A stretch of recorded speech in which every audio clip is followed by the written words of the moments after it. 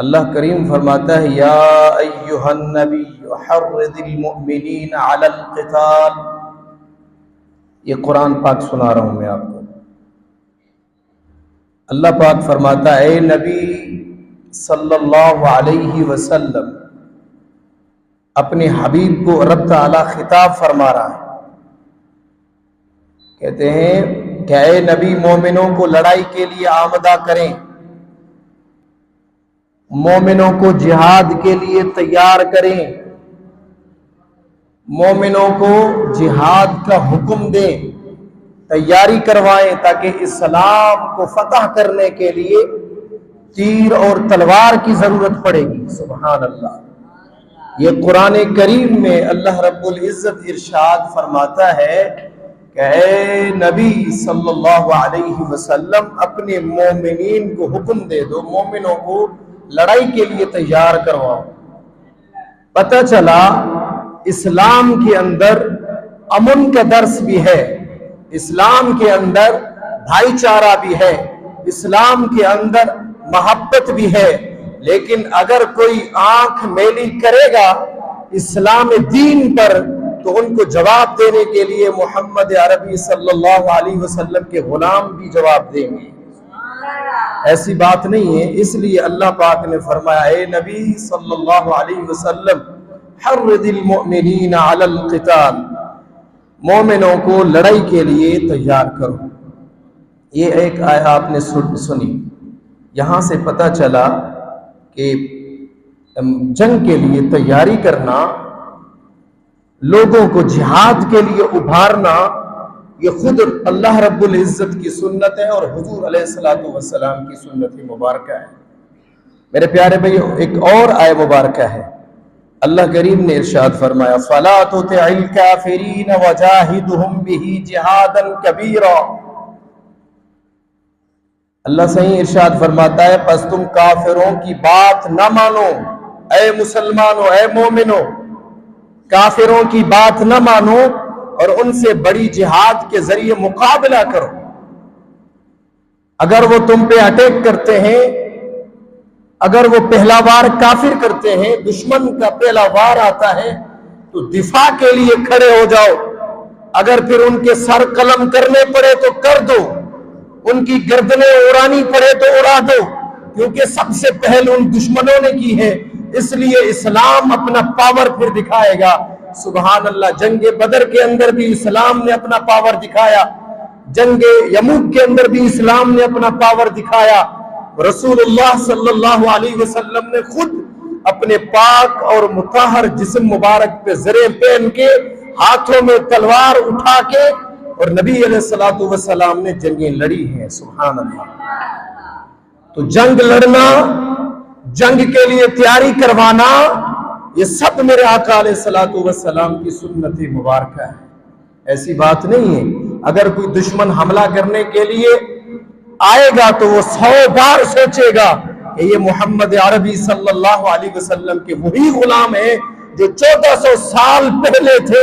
صحابہ کی سنت کو ابھی بھی مسلمان زندہ کیے ہوئے ہیں. سبحان اللہ. الحمدللہ آج بھی وہی.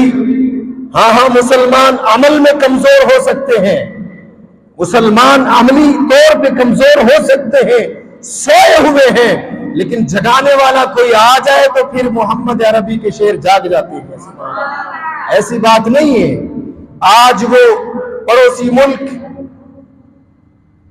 وہ تو کہتے ہیں بابا جی رحمت اللہ تعالیٰ علیہ، بابا خادم رضوی رحمت اللہ تعالیٰ علیہ فرما کے گئے کہ گائے کے پیشاب پینے والوں میں کیسی ہمت آئے گی کہ وہ محبوب کے غلاموں سے لڑیں گے. ایسی بات نہیں.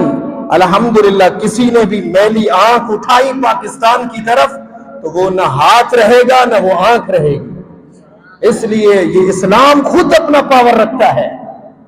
اسلام خود اپنا پاور رکھتا ہے. محمد الرسول اللہ صلی اللہ علیہ وسلم کے غلام اور شیر سوئے ہوئے ضرور ہیں، لیکن جب ضرب لگتی ہے تو ایک ہی ضرب سے اٹھ جاتے ہیں. سبحان اللہ. تو اس لیے اللہ پاک نے فرمایا فَلَا تُطِعِ الْكَافِرِينَ وَجَاهِدْهُمْ بِهِ جِهَادًا كَبِيرًا.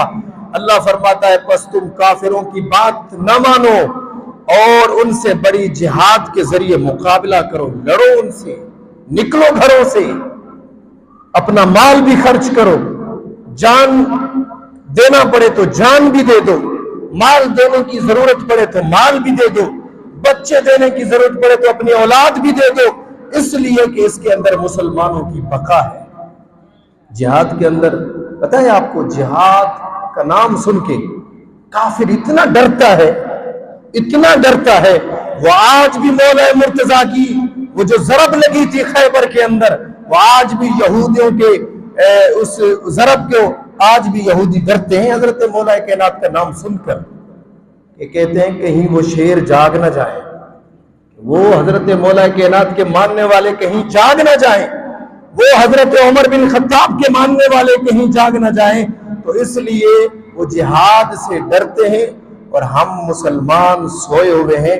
لیکن محبوب صلی اللہ علیہ وسلم کے پیارے رب نے ارشاد فرمایا، یا ایھا النبی حرض المؤمنین علی القتال، قرآن مجید میں کہ اے نبی مومنوں کو لڑائی کے لیے آمادہ کرو، تیار رہیں، وہ ہر وقت تیار رہیں، وہ ایسی بات نہیں مسلمان کبھی ڈرنے والا نہیں ہے، مسلمان اللہ کے نام پہ جہاد کرنے والا، رب کا سچا عشق رکھنے والا، رسول اللہ صلی اللہ علیہ وسلم کے دین کے درد رکھنے والا کبھی موت سے نہیں ڈرتا ہو۔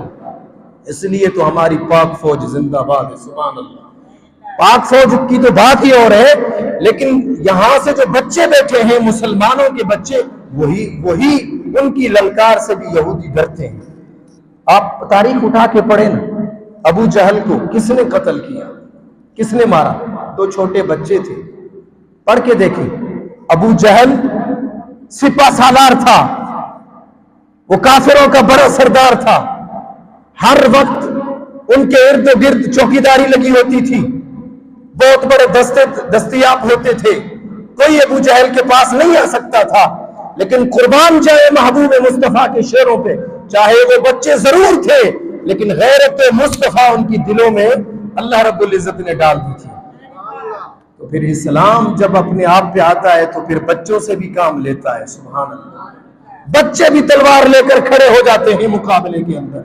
آپ نے دیکھا نہیں فلسطینوں کی طرف، فلسطینی بچے سبحان اللہ کٹ رہے ہیں، ذبح ہو رہے ہیں، ان کی مائیں، ان کی بہنیں، ان کا پورا خاندان کٹ رہا ہے، لیکن پھر بھی وہ قرآن کی تلاوت کیے جا رہے ہیں، سبحان اللہ۔ پھر بھی وہ نعرہ تکبیر بلند کر رہے ہیں، اس لیے کہ رب تعالی نے ان کی دلوں کے اندر اللہ پاک نے اسلام کی محبت ڈال دی ہے۔ مومن کبھی ڈرے گا نہیں، منافق ڈرتا ہے،